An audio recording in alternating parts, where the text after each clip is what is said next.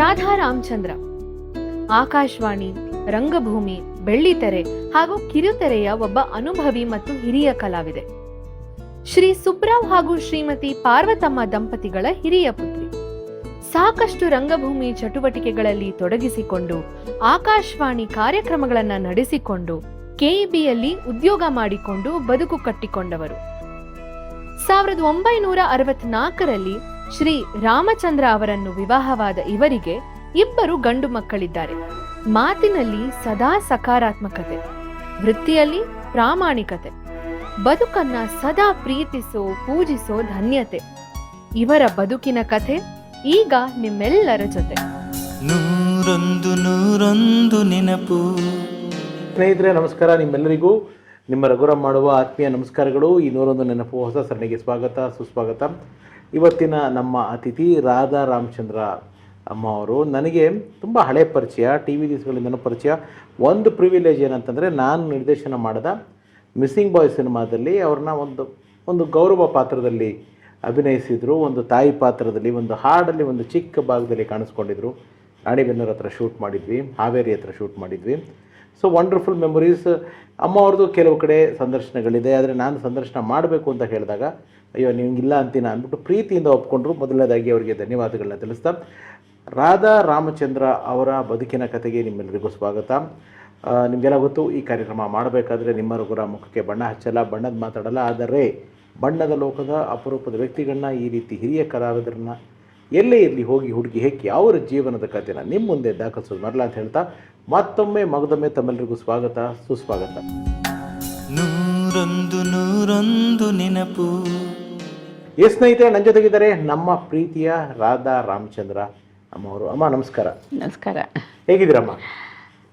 ಚೆನ್ನಾಗಿದ್ದೀನಿ, ಪರವಾಗಿಲ್ಲ. ಕಾಲಿನೋ ಅದು ಸ್ವಲ್ಪ 2 ವರ್ಷ ಆಯಿತು. ಸುಮ್ಮನೆ ಮನೆಯಿಂದ ಬಾಗಿಲು ಹಾಕ್ಕೊಂಡು ಒಳಗಡೆಗೆ ಬಂದಾಗ ಸ್ಲಿಪ್ ಆಯ್ತು ಅಷ್ಟೇ. ಜಸ್ಟ್ 1 ಫುಟ್ ಬಿದ್ದ ತಕ್ಷಣ ನೀ ಇದಾಗೋಯ್ತು, ಡಿಸ್ಲೊಕೇಟ್ ಆಗೋಯ್ತು. ಸೊ ಆವಾಗ ರಾತ್ರಿ 11-1 ಗಂಟೆಗೆ ಏನು ಮಾಡೋದು ಅಂತ ಗೊತ್ತಿಲ್ಲ. ನನ್ನ ಮಗ ಅವರೆಲ್ಲರೂ ಇದಕ್ಕೆ ಹೋಗಿದ್ರು, ಚಿಕ್ಕಮಗಳೂರಿಗೆ ವೀಕೆಂಡ್ಗೆ. ಯಾರೂ ಇಲ್ಲ, ಒಬ್ಬರೇ ಇದ್ರ? ನಾನು ಒಬ್ಬಳೇ ಇದ್ದಿದ್ದು. ಅವ್ರ ಮೇಲಿದ್ರು, ಅವ್ರ ಮನೇಲಿ ಯಾರು ಇಲ್ಲರೂ ಅವ್ರ ಮೇಲ್ಗಡೆ ಏನಂದರೆ ಮೊಮ್ಮಕ್ಕಳ ಜೊತೆ ಇದ್ಬಿಟ್ಟಿದ್ದಾರಲ್ವಾ. ಮತ್ತು ನಾನು ಶೂಟಿಂಗ್ ಹೋದರೆ ಅವರೊಬ್ಬರೇ ಇರೋದಕ್ಕಾಗೋದಿಲ್ಲ ಅಂಥೇಳಿ ನನ್ನ ಮಗ ಅಲ್ಲೇ ಇದ್ಬಿಡಿ ನೀವು ಅಂತ ಹೇಳ್ತಾಯಿದ್ರು. ನಾವು ಎಲ್ಲಿ ನಿಮಗೆ ತಿಳಿದಿರೋ ಹಾಗೆ ನಾವು ಬೆಳಗ್ಗೆ ಒಂದೊಂದ್ಸಲ 5 ಗಂಟೆಗೆ ಹೋಗ್ತೀವಿ, ಮತ್ತು 12 ಗಂಟೆಗೆ ಬರ್ತೀವಿ. ಬೇರೆಯವ್ರಿಗೆ ಡಿಸ್ಟರ್ಬ್ ಆಗಬಾರ್ದು ಅಂಥೇಳಿ ಇಲ್ಲಿ ನಾನು ಮತ್ತೆ ಹತ್ತೋದು ಇಳಿಯೋದು ಮತ್ತು ಲಗೇಜ್ ಎಲ್ಲ ತೊಗೊಂಡೋಗೋದು ಬೇಡ ಅಂದ್ಬಿಟ್ಟು ನಾನು ಕೆಳಗಡೆನೇ ಮೊದಲಿಂದನೂ ಇದ್ಬಿಟ್ಟಿದ್ದೆ. ಮೊದಲಿಂದ ಅಂದರೆ ಒಂದು 8-10 ವರ್ಷದಿಂದ. ಅದಾದಮೇಲೆ ಹಾಗಾಗೋಯ್ತು, ಏನು ಮಾಡೋಕ್ಕೂ ಗೊತ್ತಾಗ್ತಿಲ್ಲ. ನನ್ನ ಅದೃಷ್ಟ ಅವತ್ತು ಮೊಬೈಲ್ ಸ್ವಲ್ಪ ಕೈಗೆ ಸಿಕ್ಕೋ ಅಷ್ಟು ದೂರದಲ್ಲಿ ಮೊಬೈಲ್ ಬಿದ್ದೋಗಿದೆ. ಇದು ರಾತ್ರಿ ಆಗಿದೆ, ರಾತ್ರಿ 11 ಗಂಟೆಯಲ್ಲಿ. ಆ ಕ್ಷಣ ಏನು ಮಾಡಿದೆ, ಮಾರನೇ ಸಹ ಶೂಟಿಂಗ್ ಇದೆ, ಅವ್ರಿಗೆ ನಾನು ಬರಲ್ಲ ಅಂತ ಹೇಳಿಬಿಟ್ಟು, ನಾನು ಕಾರ್ ಕಳಿಸ್ಬೇಡಪ್ಪ ಅಂತ ಹೇಳಿಬಿಟ್ಟು, ಆಮೇಲೆ ಇಮಿಡಿಯೇಟಾಗಿ ಆ್ಯಂಬುಲೆನ್ಸಿಗೆ ಕಾಲ್ ಮಾಡಿ ಯಜಮಾನ್ರಿಗೆ ಫೋನ್ ಮಾಡಿದ್ರಾ? ಅವ್ರಿಗೆ ಫೋನ್ ಮಾಡಿದ್ರೆ ಅವ್ರಿಗೆ ಸ್ವಲ್ಪ ಹಿಯರಿಂಗ್ ಚಾಲೆಂಜ್ಡ್. ಬೆಲ್ ಮಾಡಿದ್ರೆ ಕೇಳಿಸೋದು, ಮೊಬೈಲ್ ಕೇಳಿಸಲ್ಲ. ಆಮೇಲೆ ಪಕ್ಕದ ಮನೆಯವ್ರಿಗೆ ಫೋನ್ ಮಾಡಿ ಬಂದು ಬೆಲ್ ಮಾಡಿ ಅಂತ ಹೇಳಿ, ಅವ್ರು ಬಂದ ಮೇಲೇ ಬೀಗ ತೆಗಿಯೋಕ್ಕಾಗೋದಿಲ್ಲ. ನಾನು ಹೊರಗಡೆ ಅದು ಈಗ ನೆನೆಸ್ಕೊಂಡ್ರೆ ನಾನು ಈಗ ನಗ್ತಾ ಇದ್ದೀನಿ ಅಷ್ಟೇ. ಆವತ್ತಿನ ದಿವಸ ಮಾತ್ರ ತುಂಬ ಕಷ್ಟ ಆಗೋಯ್ತು. ಆಗ ಆಂಬ್ಯುಲೆನ್ಸ್ ಬಂದ ಮೇಲೆ ಇದು ರಾಜಶೇಖರ್ ನರ್ಸಿಂಗ್ ಹೋಮ್ ಅಂತ ಅಲ್ಲಿ ಹತ್ತಿರದಲ್ಲಿದೆ. ಸೊ ಅದು ಪರವಾಗಿಲ್ಲ. ಒಟ್ಟಲ್ಲಿ ತಕ್ಷಣ ಕಾಲ್ ಮಾಡಿ ಆ್ಯಂಬುಲೆನ್ಸ್ನ ಕರೆಸಿ ಆಮೇಲೆ ಇವರು ಬಂದರು, ಸೇರಿಕೊಂಡು ಅಲ್ಲಿಗೆ ಹೋದ್ವು. ಅವರು ಇಲ್ಲ ಸರ್ಜರಿ ಆಗಲೇಬೇಕು ಅಂತ ಹೇಳಿದ್ರು. ಸರಿ, ನನಗೆ ನನ್ನ ಮಗ ಈಗ ರಾತ್ರಿ 12 ಗಂಟೆ ಆಗಿದೆ. ಆ 12 ಗಂಟೆಯಲ್ಲಿ ಅವನಲ್ಲಿಂದ ಡ್ರೈವ್ ಮಾಡ್ಕೊಂಡು ಬರೋದು ಅಂದರೆ ನಮಗೂ ಯಾಕೋ ಈ ಟೆನ್ಷನಲ್ಲಿ ಬರೋದು ಇನ್ನೇನಾದ್ರು ಹೆಚ್ಚು ಕಮ್ಮಿ ಆಗುತ್ತಲ್ಲ ಅಂತ ಹೇಳಿ ಅವ್ರಿಗೆ ಹೇಳಬೇಡಿ ಅಂತಲೇ ಹೇಳಿದ್ದೆ.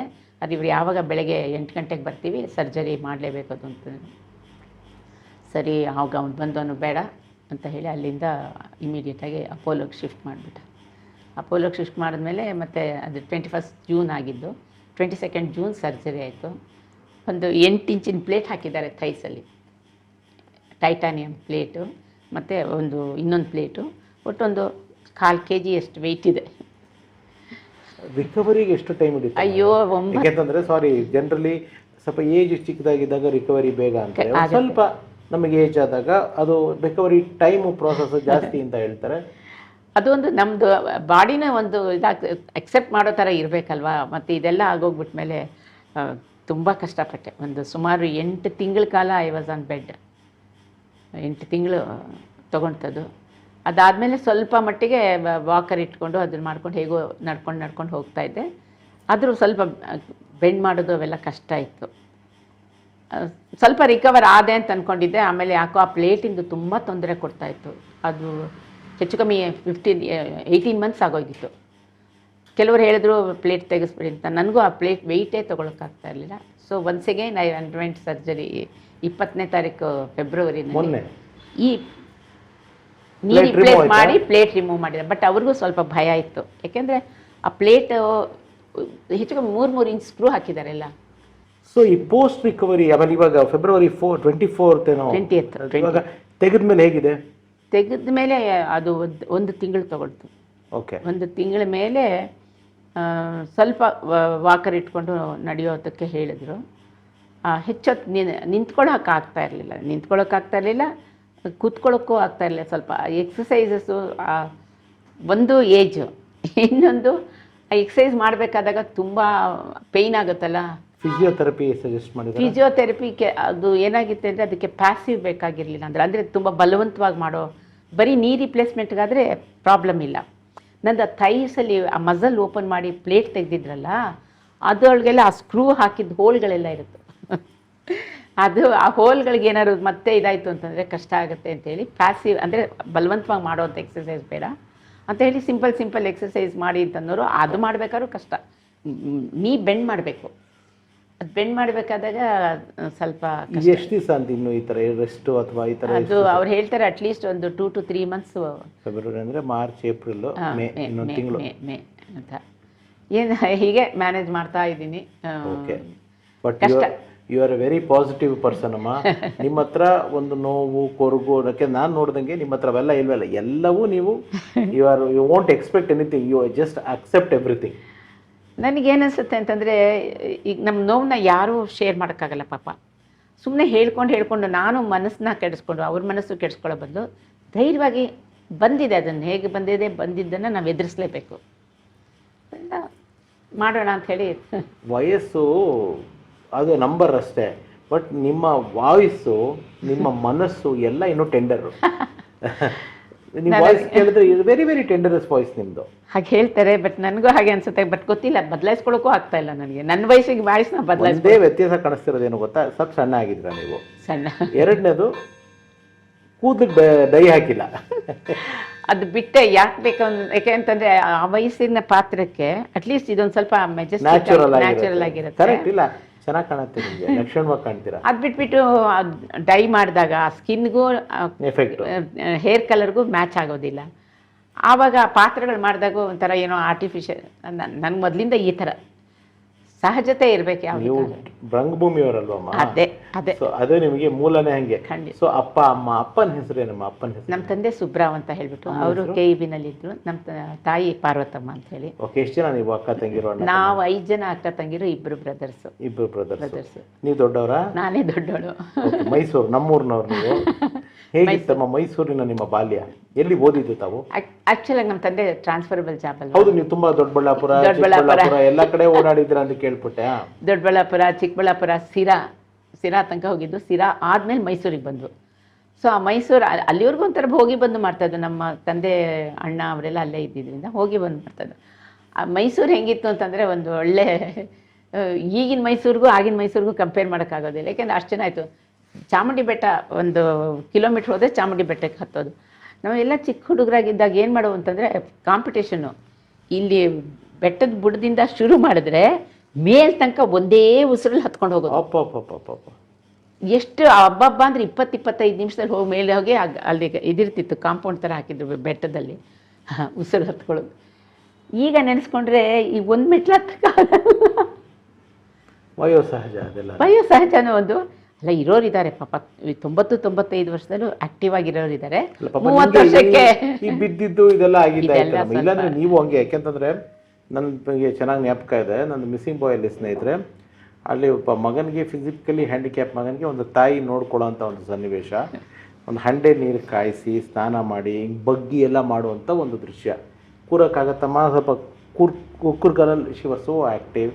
ಅವ್ರು ಅಷ್ಟು ಚೆನ್ನಾಗಿ ಮಾಡಿದ್ರು. ನೀವು ಯಾವತ್ತು ಈ ಸರ್ಜರಿದಿಂದ ಪಾಪ ನೀವು ಒಂಚೂರು ಸ್ಲೋ ಡೌನ್ ಆಗಿರ್ಬೋದು ಅಷ್ಟೇ, but you are very very active Mayur ನೀವು. ಯಾಕೆಂದರೆ ಈ ನನಗೆ ಆರ್ಥ್ರೈಟಿಸ್ ಪ್ರಾಬ್ಲಮ್ ಸ್ವಲ್ಪ ಅರ್ಲಿ ಆರ್ಥ್ರೈಟಿಸ್. ಓಕೆ. ಡಾಕ್ಟ್ರ್ ಹೇಳಿದ್ರು ಒಂದು 60 ಇಯರ್ಸ್ ತನಕ ನೀವು ಸರ್ಜರಿ ಮಾಡಿಸ್ಕೋಬೇಡಿ, ಯಾಕೆಂತಂದರೆ ಸರ್ಜರಿ ಆದಮೇಲೆ ವೇರ್ ಆ್ಯಂಡ್ ಟೇರ್ ಜಾಸ್ತಿ ಆಗುತ್ತೆ. ಯಾಕೆಂದರೆ ನಿಮ್ಮದು ಏಜ್ ಬೇಗ ಬೇಗ ಅದು ಇದಾಗೋಕ್ಕೆ ಸಾಧ್ಯ ಇರುತ್ತೆ.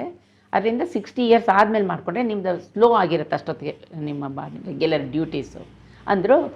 ಸೊ ಆ 13 ವರ್ಷ ಇದೆಯಲ್ಲ, 14 ವರ್ಷ ನಾನು ಹೇಳಿದೆ ರಾಮ ವನವಾಸ ಮಾಡಿದಾಗೆ ನಾನು ಒಂದು ರೀತಿಯಲ್ಲಿ ವನವಾಸ. ನನಗೆ ತುಂಬ ಕಷ್ಟ ಆಗೋದು, ಇಷ್ಟು ದೂರ ನಡೆಯೋಕ್ಕಾಗ್ತಾಯಿಲ್ಲ, ಸಿಕ್ಕಾಪಟ್ಟೆ ಸಿವಿಯರ್ ಆಸ್ಟಿಯೋ ಆರ್ಥ್ರೈಟಿಸ್ ಆಗಿಬಿಡ್ತು. ಸೊ ಯಾವಾಗಿದು? ಇದು ಬಹಳ ಹಿಂದೆ, ದಟ್ ಈಸ್ 91ನಲ್ಲಿ. ಓಕೆ. ಆ 91ನಲ್ಲಿ ನನಗೇನಾಯಿತು, ಸ್ವಲ್ಪ ಡಾಕ್ಟ್ರದ್ದು ಇದೆ ತಪ್ಪಾಯ್ತು ಏನೋ, ನೀಗೆ ಒಂದು ಇಂಜೆಕ್ಟ್ ಮಾಡ್ತಾರಂತೆ, ಅದು ಆಫ್ಟರ್ 60 ಕೊಡೋ ಅಂಥದ್ದು.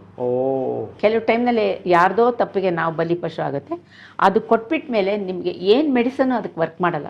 ಸೊ ಅದರಿಂದ ಅದೇ ಇದರೊಳಗಡೆ ಎಕ್ಸ್ಪೆರಿಮೆಂಟಲ್ ಕೇಂದ್ರ ಆಗ್ಬಿಡ್ತು. ಅಯ್ಯೋ ರಾಮ, ಅದು ಹಾಕಿದ ತಕ್ಷಣ ಎಷ್ಟೋ ಜನ ಪಾಪ ನನ್ನ ಕಲಿಗೆ ಕೇಳಿದ್ರು, ಅಲ್ಲ ಮೇಡಮ್ ನಮ್ಮ ಅಜ್ಜಿ 65 ವರ್ಷದವರು, ಅವ್ರಿಗೆ ಈ ಥರ ಆಗಿತ್ತು ಅಂತೇಳಿ ಇಂಜೆಕ್ಷನ್ ಕೊಟ್ಟರು, ಇಷ್ಟು ವಯಸ್ಸಿನ ಮೇಲೆ ಇಷ್ಟು ನಿಮಗೆ ಯಾಕೆ ಕೊಟ್ಟರು ಅವರು ಅಂತ ಹೇಳೋದು. ನನಗೇನು ಗೊತ್ತಾ, ಅದು ತೊಗೊಂಡ್ಮೇಲೆ ಯಾವ ಮೆಡಿಸಿನು ವರ್ಕ್ ಆಗಲಿಲ್ಲ ನೋಡಿ. ಆನೆಸ್ಟ್ಲಿ ತುಂಬ ಕಷ್ಟಪಟ್ಬಿಟ್ಟೆ. ಒಂದು ಸುಮಾರು 13 ವರ್ಷ ಹಂಗೂ ಮಾಡ್ತಾಯಿದ್ದೆ. ಮೊದಲೇ ಕೂತ್ಕೋಬೇಕಾದ್ರೆ ಮುಂದಕ್ಕೆ ಬಂದು ಕೂತ್ಕೊಂಡು ಮೆಲ್ಲಿಗೆ ಹಾಗೆ ಎದ್ದೋಡೋದಕ್ಕೆ ಪ್ರಿಪೇರ್ ಆಗಿ ಮೊದಲೇ, ಅಂದರೆ ಗೊತ್ತಾಗ್ತಾ ಇರಲಿಲ್ಲ ಆ ಥರ ಎಲ್ಲ. ಸೀರಿಯಲ್ ಆವಾಗಲೂ ಮಾಡಿದ್ದೀನಿ, ಅವಾಗ ಯಾರಿಗೂ ಗೊತ್ತೇ ಆಗಿರಲಿಲ್ಲ. ಅದಾದಮೇಲೆ ಸೊ ಮೇ ಬಿ 2004 ಸರ್ಜರಿ ಮಾಡಿಸ್ಕೊಂಡೆ, ನೀ ರಿಪ್ಲೇಸ್ಮೆಂಟ್ ಮಾಡಿಸ್ಕೊಂಡೆ. 1 ತಿಂಗಳು ಅಷ್ಟೇ ನಾನು ಮನೇಲಿ ಇದ್ದಿದ್ದು. 1 ತಿಂಗಳಿಗೆ ರಿಕವರ್ ಆಗಿಬಿಟ್ಟೆ. ರಿಕವರ್ ಆದಮೇಲೆ ಸುಮಾರು ಆವಾಗ ಬಟ್ ಹೇಳಿದರು ಸ್ಕ್ವಾಟ್ ಮಾಡ್ಬೋದು, ಅಂದರೆ ಕೆಳಗಡೆ ಚಕ್ಕಲ್ ಮೆಟ್ಗೆ ಹಾಕ್ಕೊಂಡು ಕೂತ್ಕೋಬಾರ್ದು, ಅದೊಂದು ರೆಸ್ಟ್ರಿಕ್ಷನ್ ಇತ್ತು. ಅವಾಯ್ಡ್ ಮಾಡೋಕ್ಕೆ ಅವಾಯ್ಡ್ ಅಲ್ಲ, ಮಾಡಲೇಬಾರ್ದು ಅಂತಲೂ ಹೇಳಿದರು. ಬಿಕಾಸ್ ಅದಕ್ಕೆ ಪ್ಲೇಟ್ನೆಲ್ಲ ಚೇಂಜ್ ಮಾಡಿರ್ತಾರಲ್ಲ, ಬೇರೆ ಥರ ಪ್ಲೇಸ್ಮೆಂಟ್ಗಳು. ಆಮೇಲೆ ನಾನು ನಿಜವಾಗ್ಲೂ ಆರಾಮವಾಗಿದ್ದೆ. ಆಮೇಲೆ 20 ವರ್ಷ ನಿಜವಾಗ್ಲೂ ಆ ಡಾಕ್ಟ್ರನ್ನ ನಾನು ನೆನೆಸ್ಕೋತೀನಿ, ಕೈ ಮುಗಿತೀನಿ. ಅವ್ರು ಮಾಡಿದ ಆಪ್ರೇಷನಿಂದ ನಾನು ಒಂದು 20 ವರ್ಷದ ಇಲ್ಲಿವರೆಗೂ ನಂಗೆ ಅದನ್ನು ನೋವಿಲ್ಲ.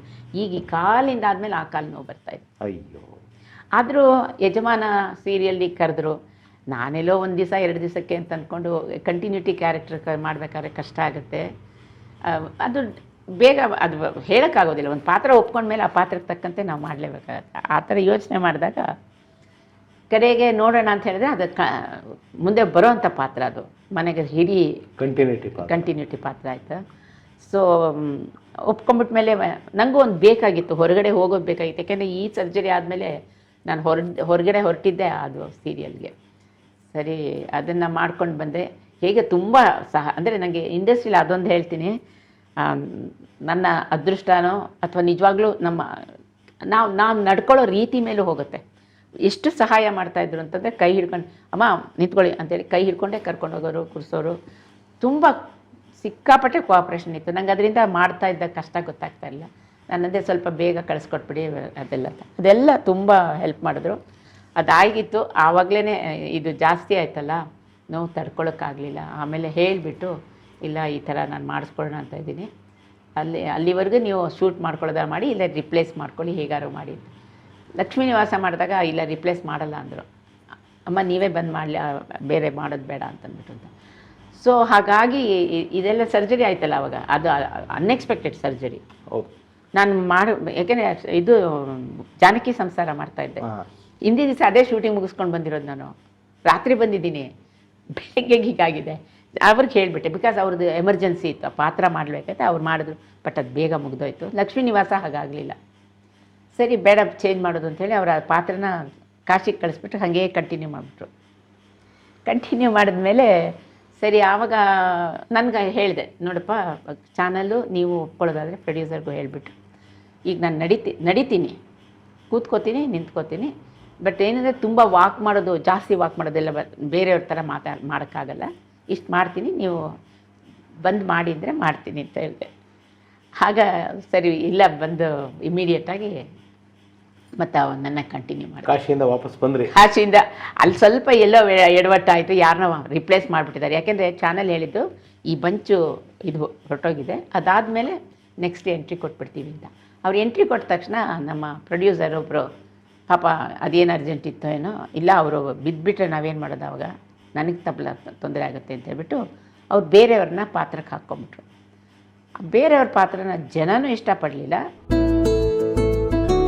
ನಾನು ಮೈಸೂರಿಗೆ ಬಂದಾಗ 1957ನಲ್ಲಿ ಬಂದಿದ್ದು. ನಾನು ಅಷ್ಟೊತ್ತಿಗೆ PUC ಇಲ್ಲಿ ಮೌಂಟ್ ಕಮಲ್ ಕಾಲೇಜಲ್ಲಿ ಓದಿದ್ದು. ಮೌಂಟ್ಸ್ ಹುಡುಗಿನ ನೀವು? ಕಾರ್ಮಲೈಟ್.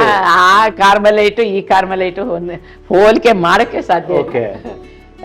9 ಗಂಟೆಗೆ ಗೇಟ್ ಕ್ಲೋಸ್ ಮಾಡಿಬಿಟ್ರೆ ಮತ್ತೆ 1 ಗಂಟೆಯಿಂದ 2 ಗಂಟೆ ಲಂಚ್ ಪೀರಿಯಡಲ್ಲಿ ಮಾತ್ರ, ಅದು ಸೆಕ್ಯೂರಿಟಿ ಇರೋರೆಲ್ಲ ಅವ್ರಿಗೆ ಹೇಳ್ಬಿಟ್ಟು. ಅಮ್ಮ, ಟೆಲ್ ಮಿ ಸಮಥಿಂಗ್.